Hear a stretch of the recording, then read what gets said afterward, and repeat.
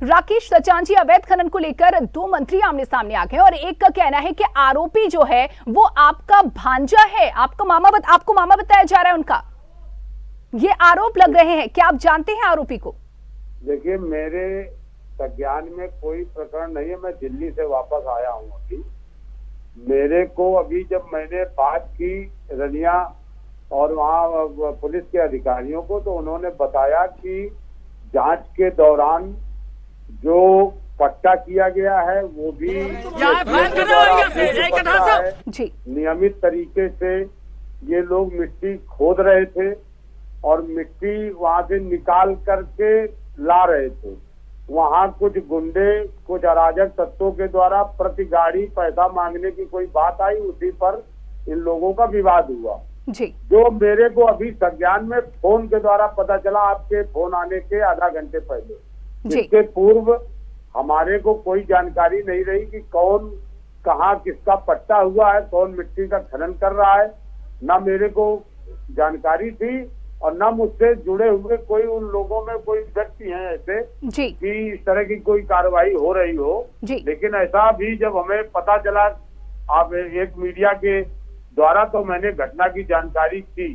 तो इसमें भी जनप्रतिनिधि लोगों को आरोप लगाने के पहले उनको देख लेना चाहिए, पता कर लेना चाहिए और जिम्मेदार नेताओं को बोलने के पहले सब चीज समझ बूझ करके बोलनी चाहिए। बिल्कुल, लेकिन अब जैसा कि घटना अब आपके संज्ञान में है, अब आपको मालूम हो गया है, लेकिन ये जो आरोप है कि जो आरोपी में से एक है, जो भी विवादी है, वो अपने आप को आपका भांजा बता रहा है, कि इसको लेकर क्या कहेंगे?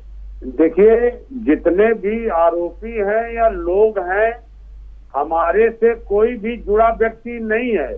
ना ही कोई हमारे परिवार से है, ना कोई हमारे रिलेशन में है, ना मेरे से कोई जुड़ा व्यक्ति है जी। काम करने वाले व्यापार के अगर कोई कुर्मी या सचान या काम करता है तो सभी जुड़े हैं हमसे, सभी पारिवारिक है।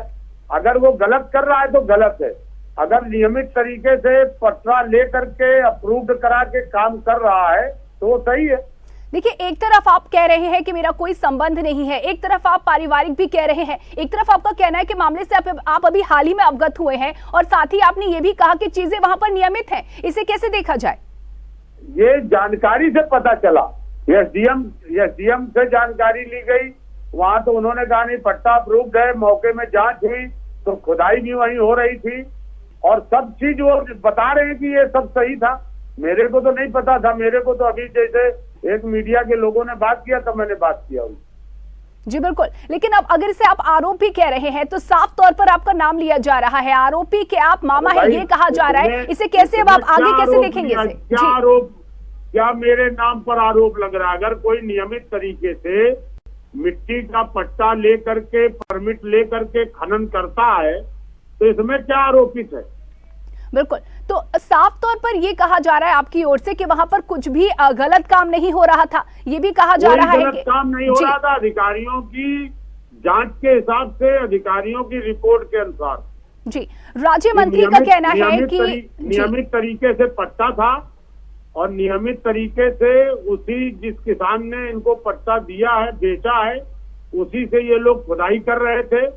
वहाँ एक प्रधान है कोई, वो गुंडा टैक्स मांग रहे थे, वो इन लोगों से पैसा चाह रहे थे, उसी में विवाद हुआ है। और आखिर कौन है ये लोग, कौन है ये लोग जो गुंडा टैक्स मांग रहे हैं? ये बड़ा आरोप अब आपकी ओर से भी है।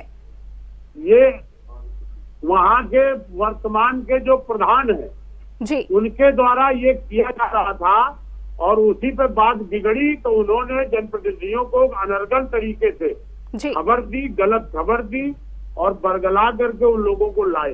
बिल्कुल, लेकिन अब आपके नाम की शिकायत की बात आ रही है। समझ में अगर ये जो वहाँ के पूर्व सांसद है, माननीय विधायक मंत्री, अगर उनको सही चीज तथ्य मालूम होते तो शायद वो न जाते। बिल्कुल, अब आपके नाम की शिकायत की बात हो रही है। प्रतिभा शुक्ला जी का कहना है कि वो खुद आपकी शिकायत सीएम योगी आदित्यनाथ से करेंगी, क्या कहेंगे? नहीं तो इसमें क्या है, इसमें जहाँ भी योगी आदित्यनाथ जी से कर ले और ऊपर जहाँ करना हो कह दे, इसमें कोई फर्क नहीं पड़ता। वो मेरी शिकायत जब मैं किसी प्रकरण से जुड़ा ही नहीं हूँ, ना मेरे से अच्छा फिर जुड़ा होना ना होना, अगर क्षेत्र के हमारे यहाँ के कोई कार्यकर्ता कोई काम कर रहे हैं, गलत काम कर रहे हैं तो वो गलत है। अगर नियमित से नियमानुसार सारी प्रक्रिया को पूर्ण करके कोई काम करते तो सही है। जी। और वो ये जांच करना काम शासन का है, इसका प्रशासन का है कि अगर कोई गलत है तो उनके ऊपर कार्रवाई होनी चाहिए, अगर सही काम कर रहे हैं तो वो कार्रवाई नहीं होनी चाहिए। बिल्कुल, लेकिन आपका नाम आखिर इसमें कैसे आ गया? कहा आपकी तरफ से कहा यह जा रहा है कि जो भी काम हो रहा था सही तरीके से हो रहा है, लेकिन रात में माइनिंग का होना, अवैध खनन का होना, इसे कैसे देखेंगे? भाई रात और दिन इसमें नहीं होता, खनन का कोई टाइमिंग नहीं है कि वो इतने टाइम से होगा। मिट्टी और खनन का कोई, देखिए दो चीज है मिट्टी में। अभी एक हम लोगों ने जियो भी जारी किया, लगातार भट्टे के लोगों को अधिकारी लोग परेशान करते थे, तो एक शासनादेश कैबिनेट में जारी हुआ है कि जिसमें ये है कि मिट्टी खनन के लिए अगर कोई अपने उपयोग के लिए कहीं लिए जा रहा है तो उसको खनन की परमिशन भी नहीं लेनी है जी। अगर अपने निजी काम के लिए, क्योंकि आए दिन हम लोगों के पास ये सूचना मिलती कहीं पुलिस बंद कर रही, ट्रैक्टर बंद कर रही, ये कर रही है। तो इस तरह से मुख्यमंत्री जी के भी संज्ञान में था, क्योंकि हमारे इलाके में भट्टे का काम बहुत ज्यादा होता है, भट्टे में मिट्टी की खनन की कार्रवाई होती है। तो आए दिन, क्योंकि सबसे ज्यादा अगर कानपुर देहात में भट्टे हैं तो भोगनीपुर विधानसभा में।